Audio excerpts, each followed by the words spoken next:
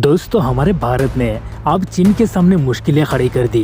अब चीन को लगेगा झटका। चलो इस वीडियो को हम देख लेते हैं आखिर हमारे भारत ने चीन को ऐसा कौन सा झटका दिया। लेकिन आपसे एक रिक्वेस्ट है, सबसे पहले आप हमारे इस चैनल को जरूर सब्सक्राइब कर लीजिए और ओरिजिनल वीडियो की लिंक आपको मिल जाएगा इस वीडियो के डिस्क्रिप्शन में। आप जाकर उस चैनल को भी सब्सक्राइब कर लीजिए।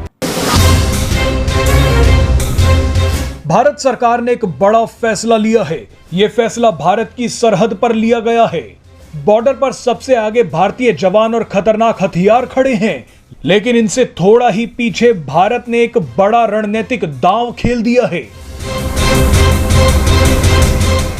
भारत ने शेर की तरह चीन पर झपट्टा मारने के लिए एक कदम पीछे खींचा है। भारत का यह कदम आने वाले सालों में पूरा खेल ही पलट कर रख देगा।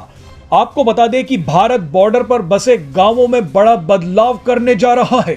भारत सरकार ने देश के उत्तरी सीमावर्ती इलाकों में वाइब्रेंट विलेज प्रोग्राम को मंजूरी दी है।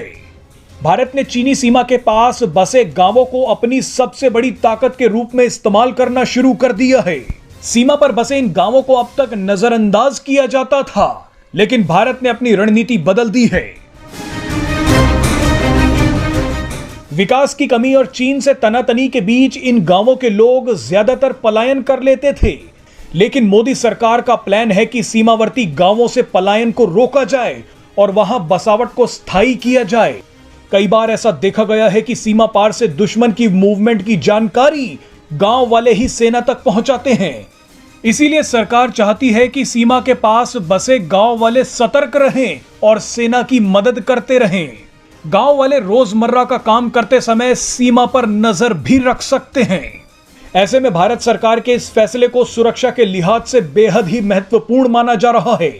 आपको याद होगा कि 1999 में कारगिल युद्ध के समय एक स्थानीय शख्स ने ही सबसे पहले पहाड़ियों में पाकिस्तानियों को देखा था।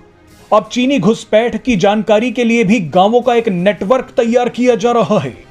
चीन से लगती सीमा पर अरुणाचल प्रदेश हो या फिर कोई और दूसरा सीमावर्ती राज्य, गांव वाले हमेशा से ही सेना के लिए सबसे बड़ा सूचना स्रोत होते हैं। सीमावर्ती क्षेत्रों में आबादी सुरक्षा के लिहाज से एक बेहद ही अहम एसेट है।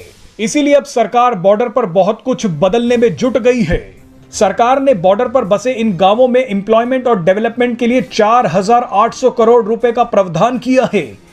इस पैसे में से 2500 करोड़ रुपए सिर्फ सड़क निर्माण में खर्च होंगे। 2 से 3 सालों में यह काम पूरा हो जाएगा। भारत सरकार के वाइब्रेंट विलेज प्रोग्राम के पहले चरण में 663 गांवों को शामिल किया जाएगा। वाइब्रेंट विलेज प्रोग्राम के जरिए बॉर्डर के क्षेत्रों में विकास के साथ साथ स्थानीय संस्कृति और पर्यटन को भी बढ़ावा दिया जाएगा।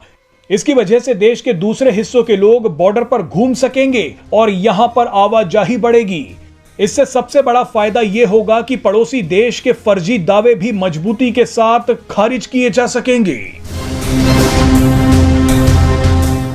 चीन अब तक भारत के गांवों में कम आबादी का फायदा उठाकर घुसपैठ की कोशिश